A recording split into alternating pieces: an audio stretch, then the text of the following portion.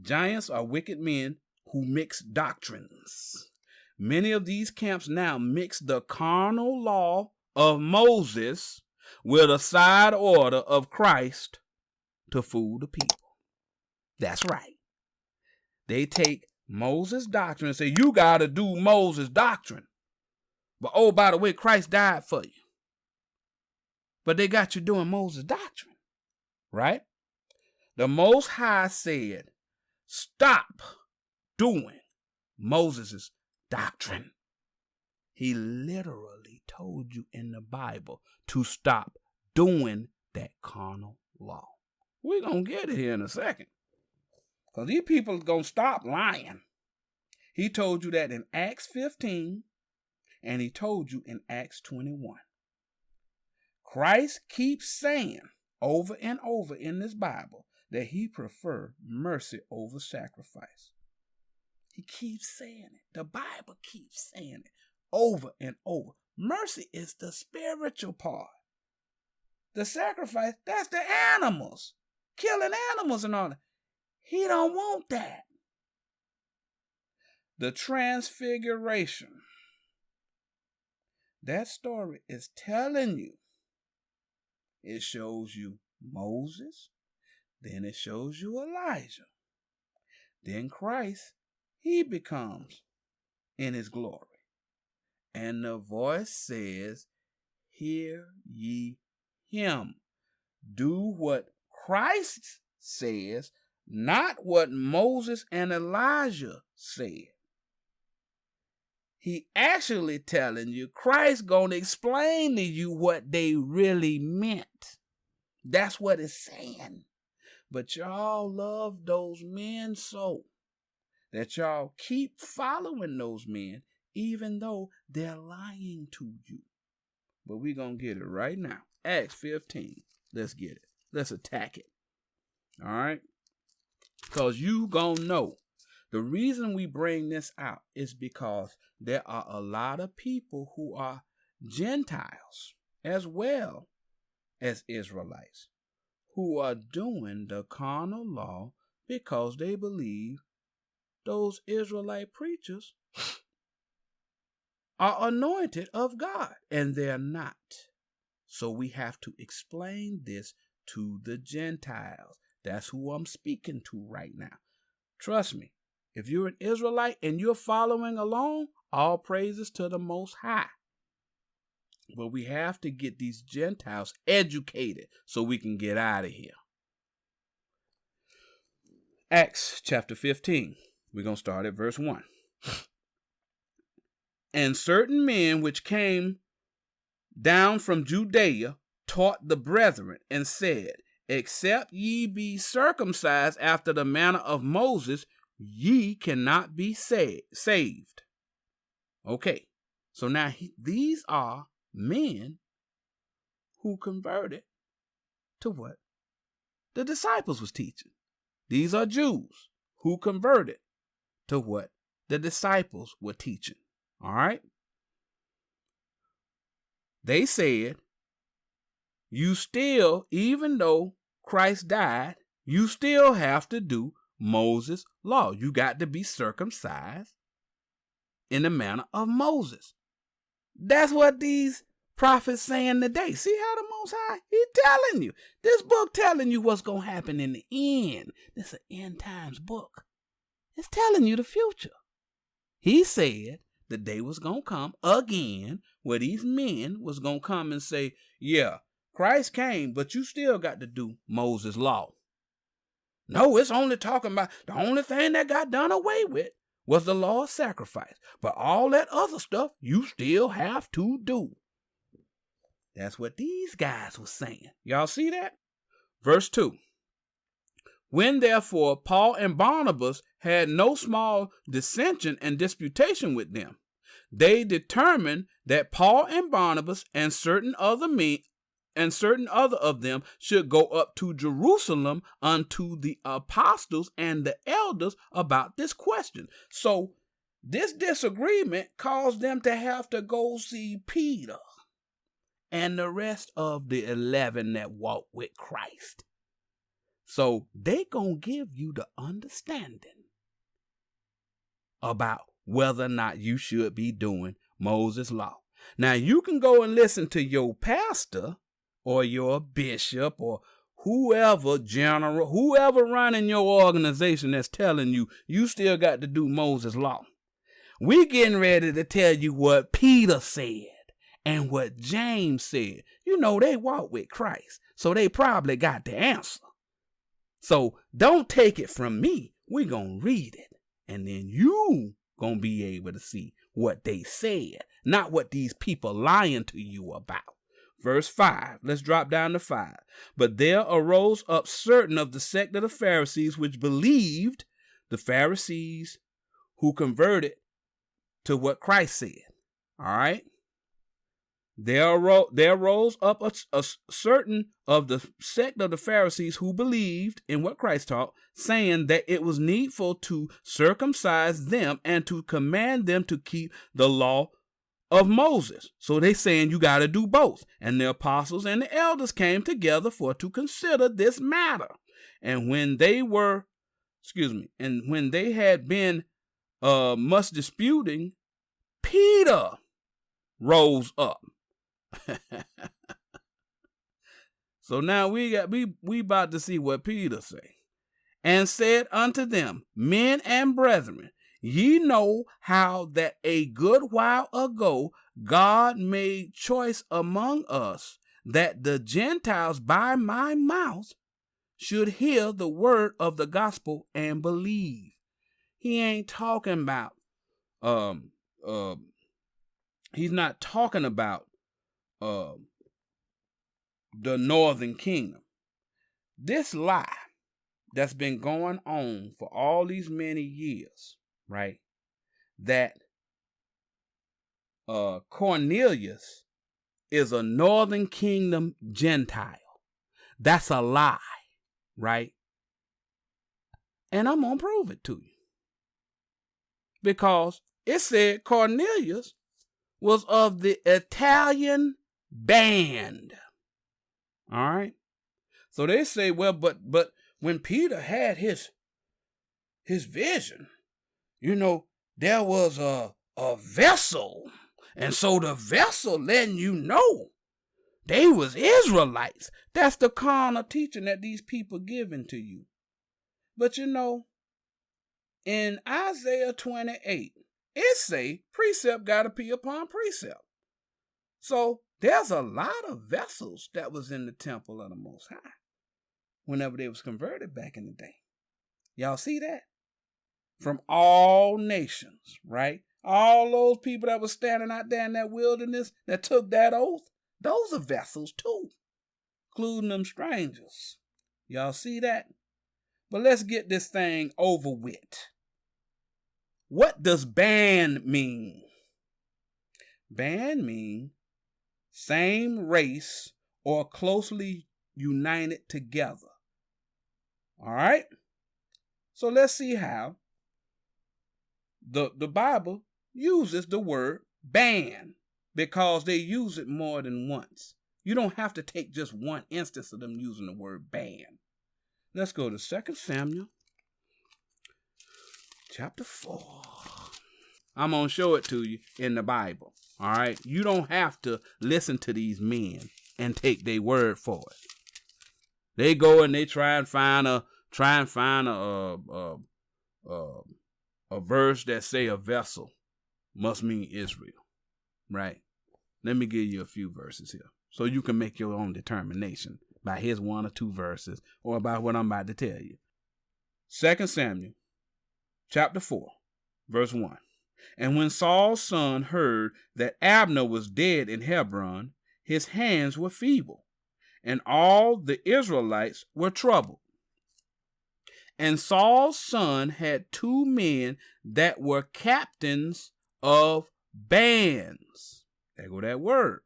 The name of one was Benah, and the name of the other Rechab. The sons of Rimmon, a Beerothite, of the children of Benjamin. For the Beerothite also reckoned to Benjamin. The band of those men was the Benjamites. Y'all see that? The band was Benjamites. Y'all got that? Let's go to Zechariah 11. Zechariah 11:14. Then I cut asunder mine other staff, even bands, that I might break the brotherhood between Judah and Israel. That band is the Israelites. Y'all see that? 2 Kings 13. Stop listening to people because they get up in there and they tell you something and you say, oh, he anointed. He anointed from God. So I don't need to even check to see whether or not he telling the truth.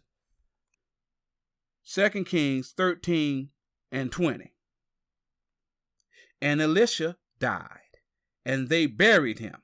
And the bands of the Moabites invaded the land at the coming in of the year.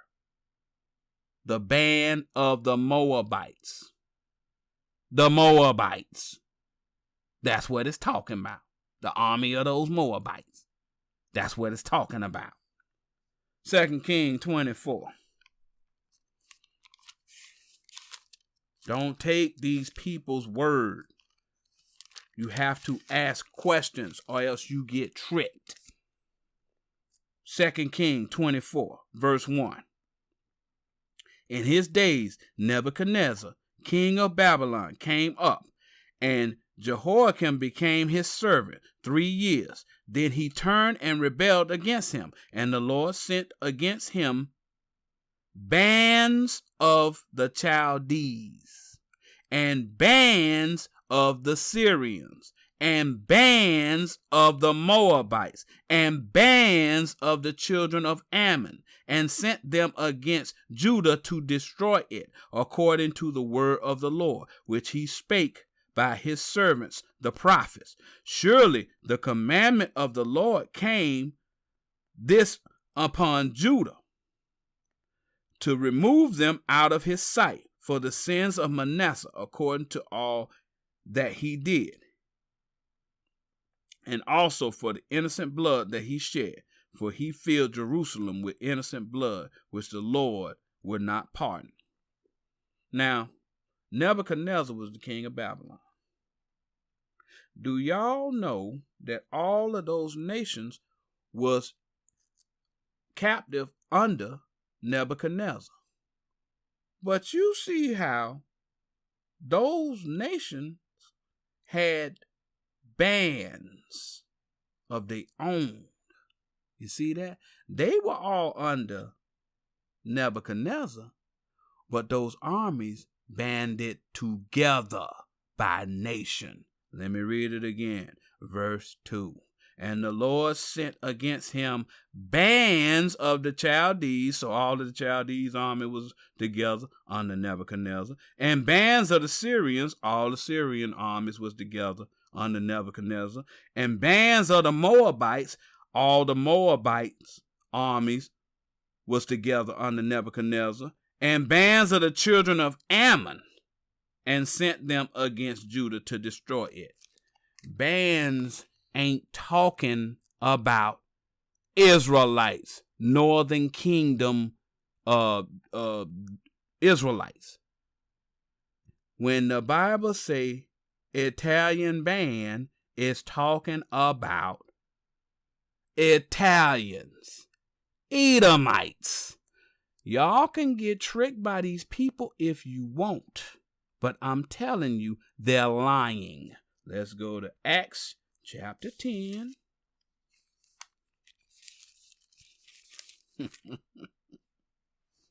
Verse 1. There was a certain man in Caesarea called Cornelius, a centurion of the band called the Italian band. He was Italian. I just gave you 4 precepts that prove that. in addition to this precept. Somebody read a verse out of Habakkuk or something like that. And the next thing you know, y'all sitting up there saying, yep, it's talking about this is a vessel. Yep, a vessel. That's an Israelite. That's Northern Kingdom. That's how simple it is for them people to get you to believe them. Stop listening to these people. The Most High said, stop doing that. He said, stop doing that law.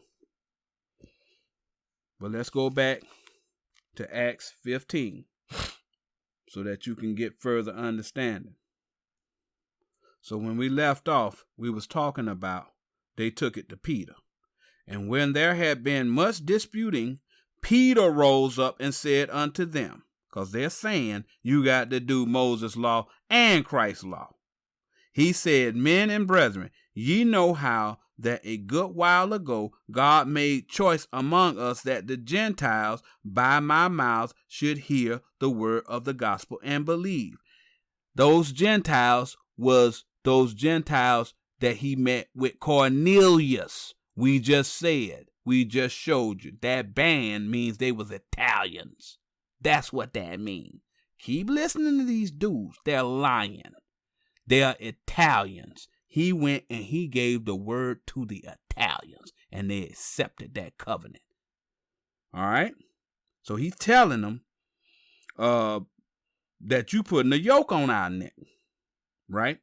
And God, which knoweth the hearts, bear them witness, giving them the Holy Ghost. He gave the spiritual understanding of the law to those Italians, even as he did unto us. So they gonna be joint heirs. That's what he just said, right? And put no difference between us and them, purifying their hearts by faith. Spiritual. The spiritual understanding of those commandments gonna get you that kingdom. Not these carnal dudes who lying to you. Verse 10. Now therefore, why tempt ye God? He's telling those Pharisees, former Pharisees that converted to Christ's doctrine, that they're tempting God. Y'all understand that? He's saying y'all tempting God by trying to bring these people back into Moses' law, to put a yoke upon the neck of the disciples, which neither our fathers nor we were able to bear. Y'all trying to put a yoke on us that our fathers failed in following. That's why Christ came with a new covenant, because we broke that one. That one ain't the covenant no more. They telling you that's not our covenant anymore. But we believe that through the grace of the Lord Jesus Christ, we shall be saved, even as they. The ones who kept the law, the forefathers that kept the law, the Most High accepted their sacrifice because that was the law. But when Christ came, it changed to spiritual. That's what he's telling them. Then all the multitude kept silence and gave audience to Barnabas and Paul, declaring what miracles and wonders God had wrought among the Gentiles by them. So they telling you, they gave audience to Paul so that they can explain how they was converting all them Gentiles. And after they had held their peace, James walked with Christ too, saying, men and brethren, hearken unto me. Simeon, meaning Peter, hath declared how God at first did visit the Gentiles to take out of them a people for his name. He gonna give those Gentiles the name Israel. That's what he just said.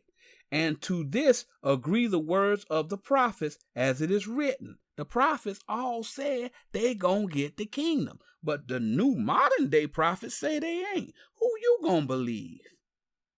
Okay. After this I will return and will build again the tabernacle of David. The tabernacle of David, I'm about to explain to you, David was teaching everybody.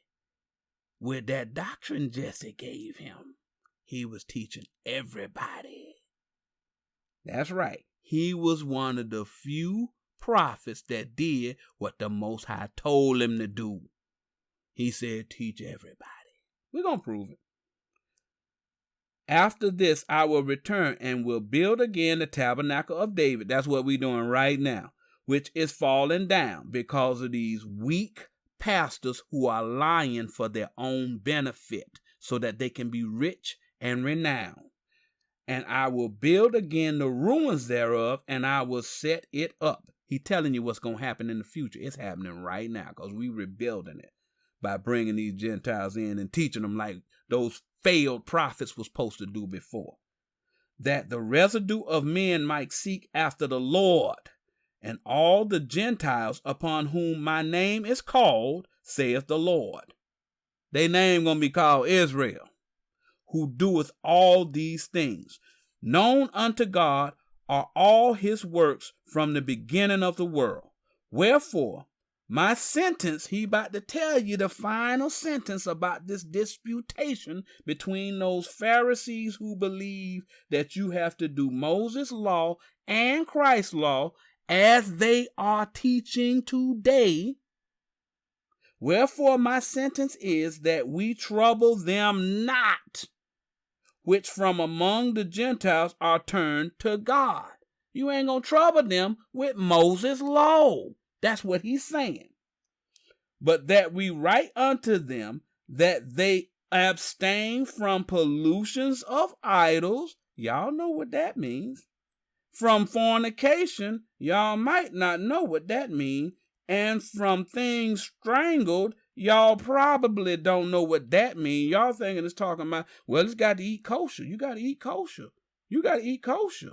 That ain't what it's talking about. I told you what Leviticus 11 talking about.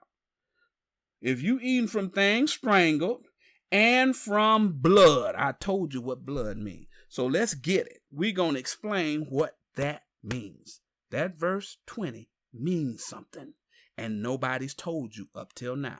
Write this down. You're going to get these precepts. Write this down. All right. Let's explain verse 20. I'm going to read it again. But that we write unto them that they abstain from pollution of idols, from fornication, and from things strangled, and from blood. That's what his decision was. Let's get it. Let's find out about these items. Exodus chapter 20, verse 3. Thou shalt have no other gods before me. Thou shalt not make unto thee any graven image or any likeness of anything that is in heaven above, or that is in the earth beneath, or that is in the water under the earth. Verse 5. Thou shalt not bow down thyself to them, nor serve them, for I, the Lord thy God, am a jealous God, visiting the iniquity of the fathers upon the children, unto the third and fourth generation of them that hate me. So you ain't supposed to be following idols. Abstain from pollution of idols. That's the precept for that. In Ezekiel 23, it explains fornication. Ezekiel 23 is talking about two sisters, Aholah and Aholibah. Now, famously, a couple of weeks ago, this prophet that's supposed to be the big muckety muck came and gave a class that was so profane and pornographic, he had to apologize for it. Because that's what they do. They get off on talking nasty around women and degrading women. That's what they like to do. But those two sisters in Ezekiel 23, it was talking about them committing fornication against the Most High. Those women are nations. The northern kingdom of Israel and the southern kingdom of Israel. Now, he sat there and degraded women, but there are men in the southern kingdom of Israel and the northern kingdom of Israel. It ain't talking about women. So if it's a hoe, he's the hoe. Y'all need to stop letting these people talk to y'all like that. These men are defiled. That man is pornographic. He already admitted he got a problem with pornography. Then he sit there and he disrespect you by bringing all of his filth in front of your children, your wives, your impressionable daughters, and y'all still follow that man. You should be ashamed of yourself. Those elders over there, if you want to call yourself that, you should be ashamed of yourself, allowing that man to do that to your people. But anywho, that's what fornication is talking about. Spiritual fornication. This whole book is spiritual. Y'all better get that through y'all heads. It ain't carnal. It ain't talking about actual sex. It's talking about you serving another God. That's what fornication means. Then you go to Matthew 19:9.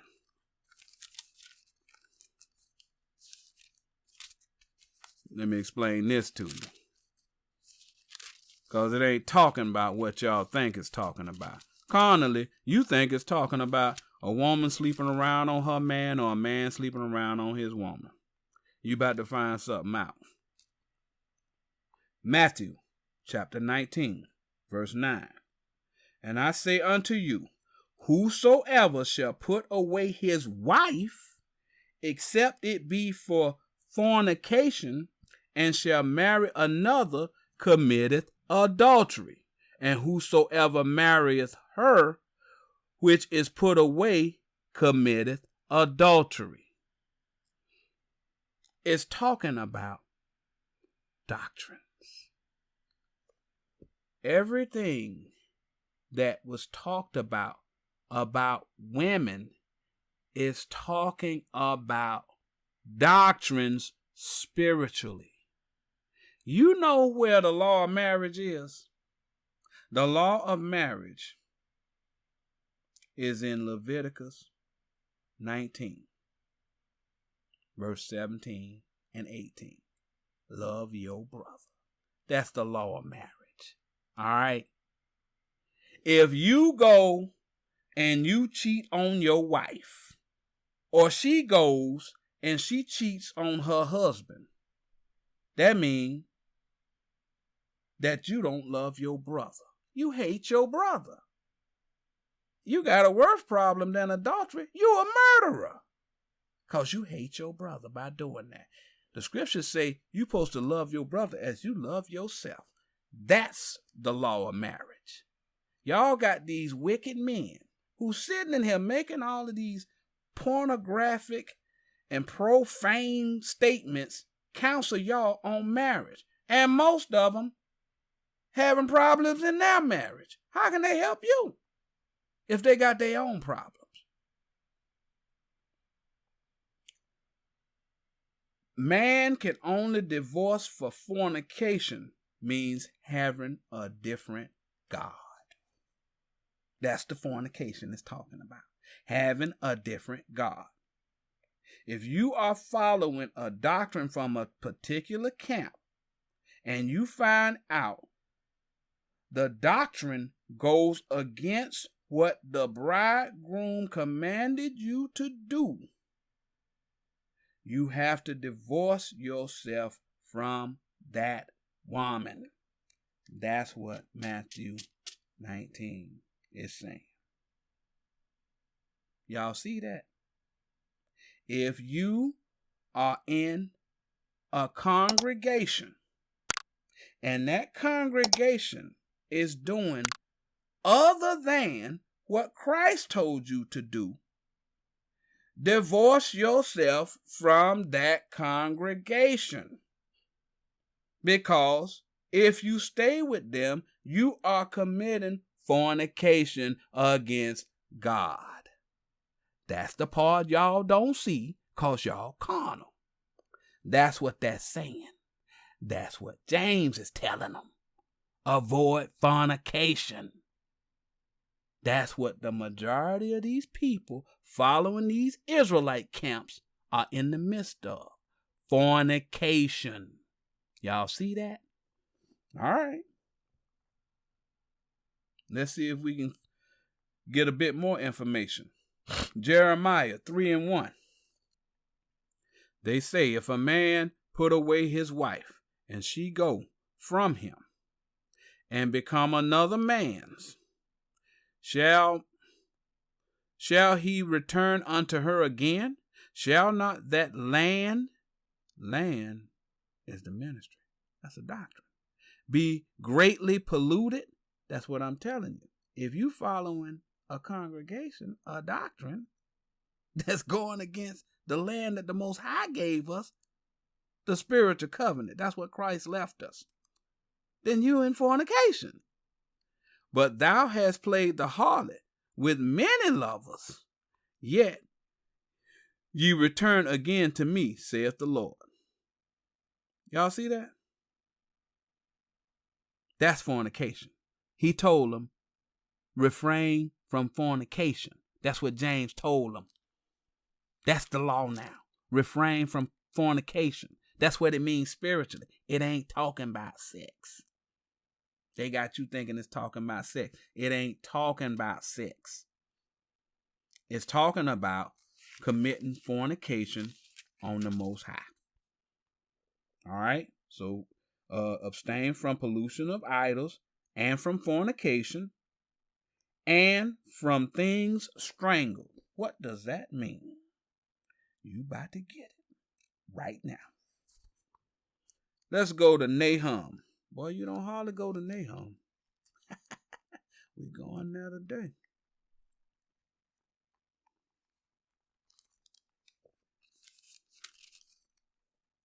We're going to Nahum chapter 2, verse 11, so you can understand what things strangled mean.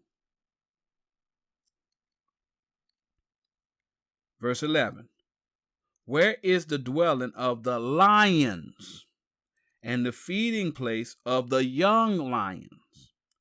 Where the lion, even the old lion, walked, and the lions wept, and none made them afraid. The lion did tear in pieces enough for his whelps. You don't see who this lion is. And strangled for his lioness. That's a feminine creature right there. And strangled for his lioness, strangled, and filled his holes with prey, and his den with raven. Okay.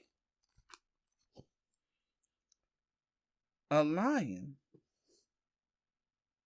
is a teacher. A lion is one of the beasts of the field. He's a teacher. They talk about that lion again in Leviticus 11. Let's get it. Leviticus 11. We seem to keep going back here. Leviticus 11 is talking about the prophets you can eat. The beast you can eat and the beast you can't eat. It ain't talking about regular food.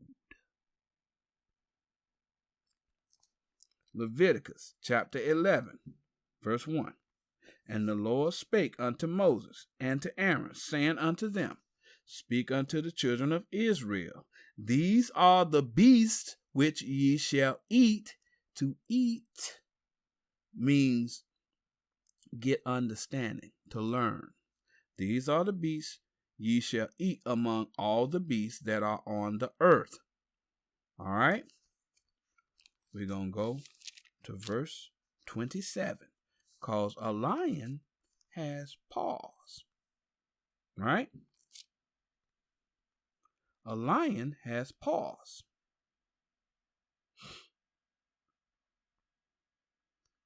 Verse 27.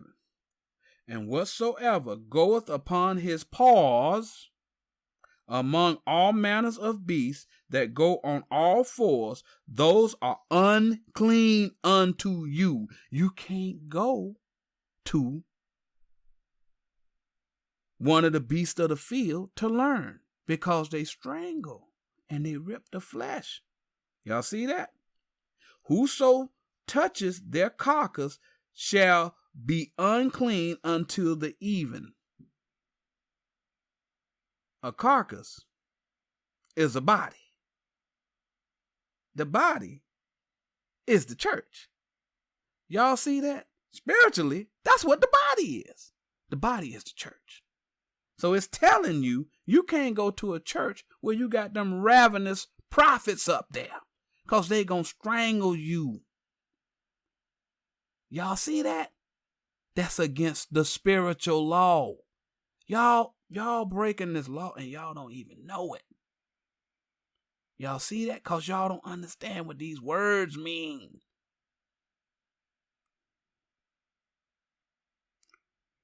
Verse 28. And he that beareth the carcass of them shall wash his clothes. Clothes are garments. Wash your doctrine. The carcass is the body. The carcass is the body. That's the church. And he that beareth the carcass of them shall wash his clothes and be unclean until even, that they are unclean unto you. Y'all see that? Their church is unclean to you.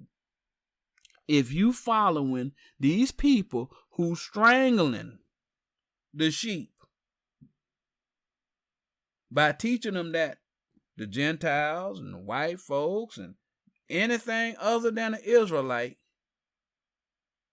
can get the kingdom. If they teaching you that, they strangling you. They ripping you up. Remember, the Most High say he want his sacrifice to be unblemished. The beasts of the fields, field, land, ministry. Y'all see that? I know y'all see that. Field, land, garden, vineyard, valley, country. All that stuff means the same thing. Beasts of the field. It's talking about you in their ministry. You getting strangled. I'm going to tell you about another carnivore here. Matthew 24 and 24. You know, this particular verse, I remember one of these newly minted bishops, long time ago, he couldn't figure out what this meant. It's interesting. Sometimes some things so close to you, you can't even see them. Matthew chapter 24, verse 24. And there shall arise false Christs and false prophets, and shall show great signs and wonders, insomuch that if it were possible, they shall deceive the very elect. They can't deceive the very elect because they waiting. They waiting on this thing to be over with. The 144,000 is waiting. Okay, y'all ain't the 144,000. All right, because y'all not the very elect. And y'all sitting here believing all these foolish doctrines that man telling you. Verse 25, behold, I have told you before. Wherefore, if they shall say unto you, behold, he is in the desert, go not forth. Behold, he is in the secret chambers, believe it not. Okay? These people are lying. That's what he's saying. These false prophets. For as the lightning cometh out of the east, and shineth even unto the west, so shall the coming of the Son of Man be. All right? For wheresoever the carcass is, there will the eagles be gathered together. And he used to say, I tell you, I always used to wonder what that meant.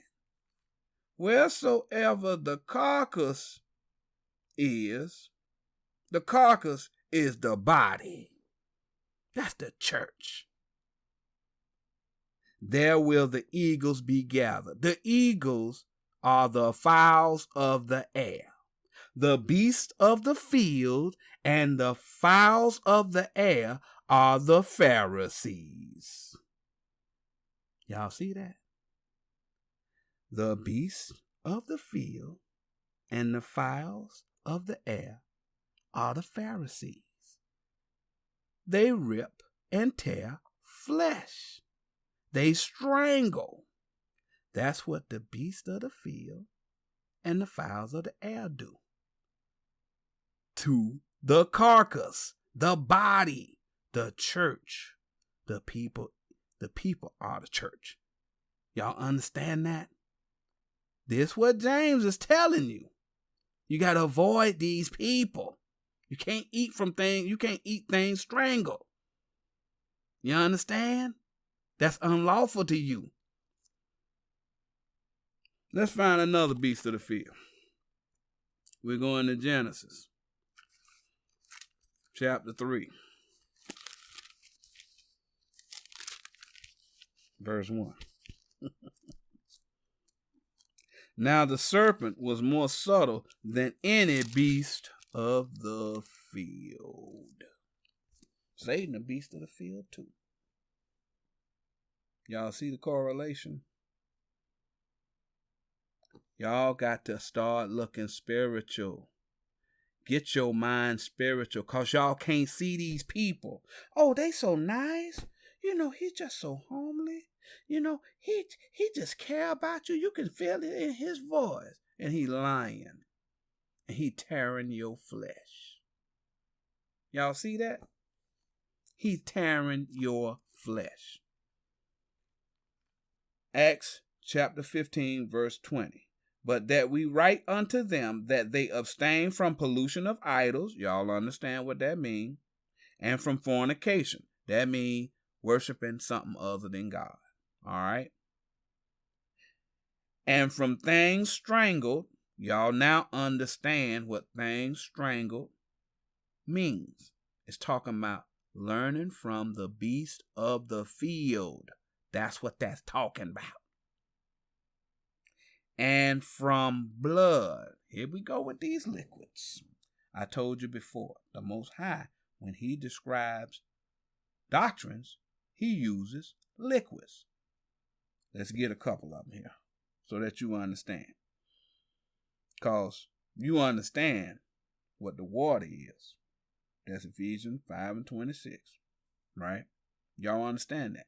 He told the children of Israel he's going to give them the land, the ministry of milk and honey. Milk. Let's just go to the milk right quick. Let's see, 1 Corinthians 3. 1 Corinthians 3, verse 1. And I, brethren, could not speak unto you as unto spiritual, but as unto carnal, even as unto babes in Christ. It's hard to teach somebody who got a carnal mind a spiritual understanding. I have fed you milk.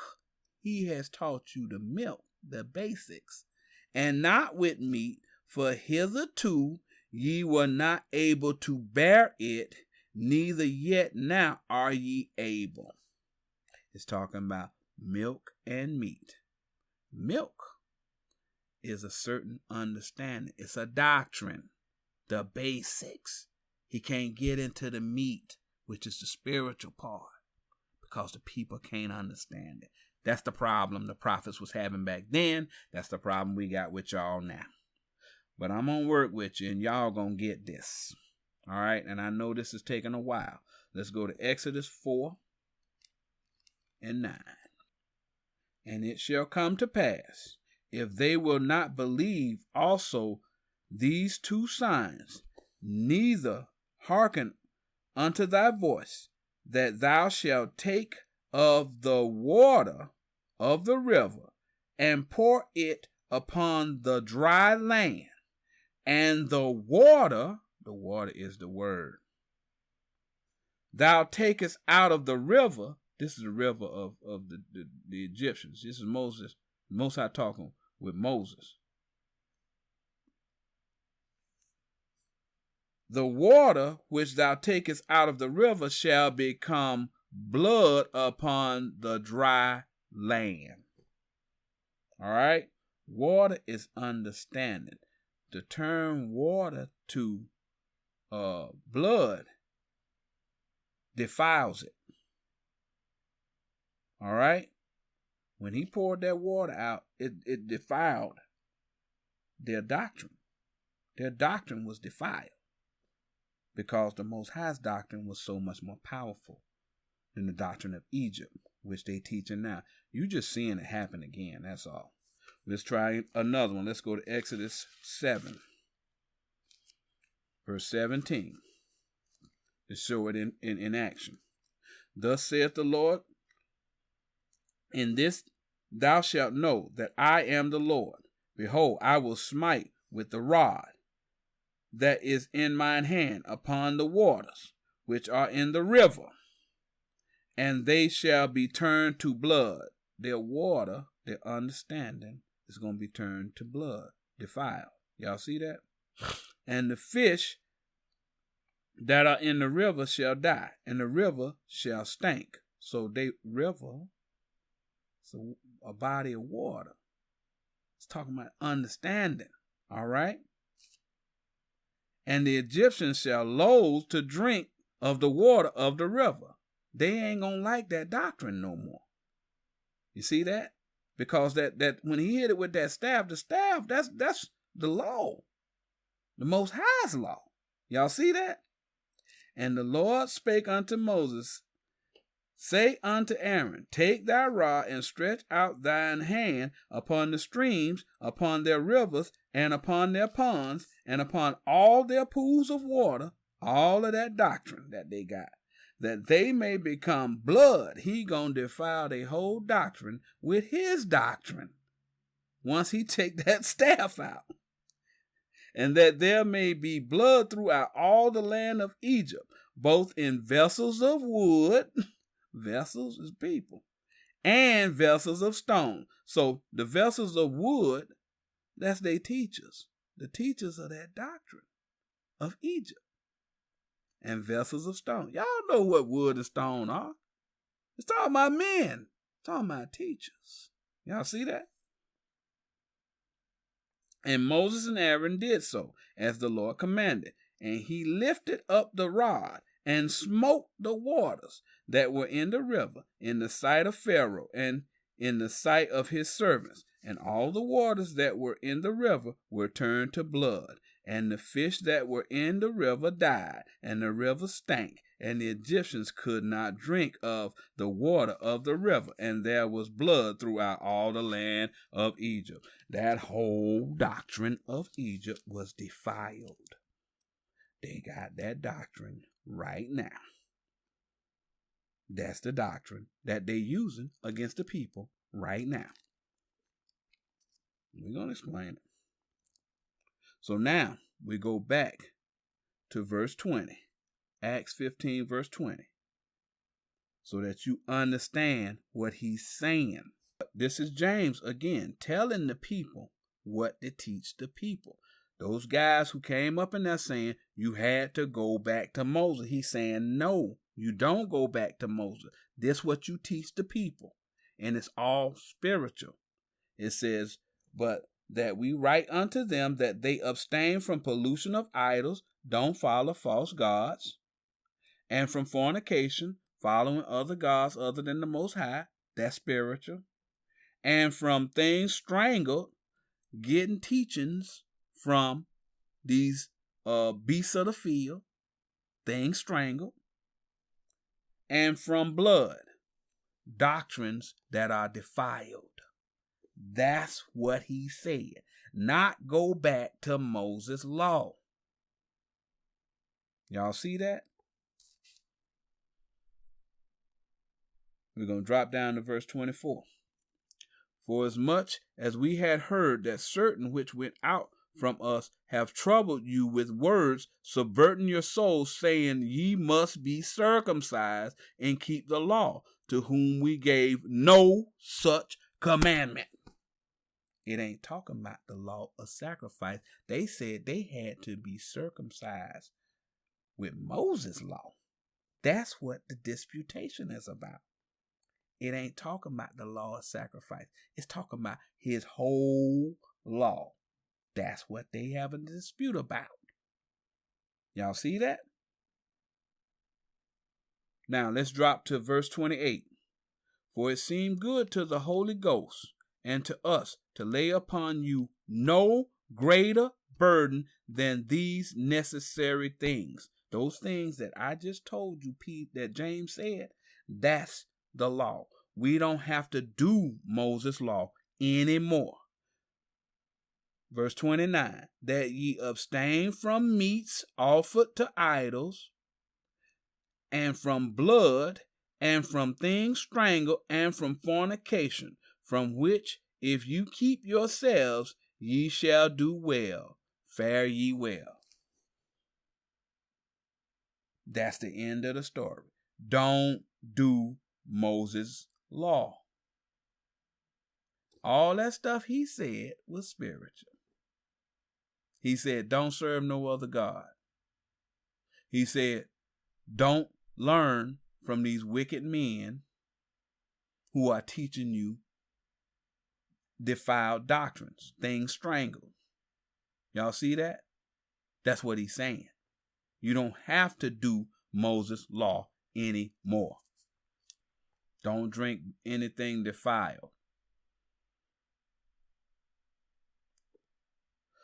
The prophet's job is to teach the word to the people. He is not allowed to alter the understanding to benefit himself or herself. The prophets that do are the beasts of the field and the fowls of the air. The prophet is supposed to present the sheep of his pasture, land, vineyard, field, garden, ministry as a sacrifice to the Most High, certifying that they have taught them how to kill the old man by doing the spiritual understanding of the commandments. The prophets who present torn and blemished offerings to the Most High will be rejected. That is what Cain did. That is why his offering was rejected. Cain and Abel were teachers. They taught the doctrine that Adam was given by the Most High in Genesis 3 and 21. And Adam taught his sons. All our forefathers were teachers. Genesis 3 and 21. So you can see what I'm talking about. Stop being carnal. Let that carnal understanding go. Genesis chapter 3, verse 21. Unto Adam also and to his wife did the Lord God make coats of skin and clothed them. Coats. Coats are garments. Garments are doctrines. The Most High gave him a doctrine. He passed that doctrine on to Cain and Abel. Now, Abel, he taught his congregation righteously. He presented righteous offerings to the Most High. It ain't talking about real sheep. It's talking about his flock. The flock of my pastor are men.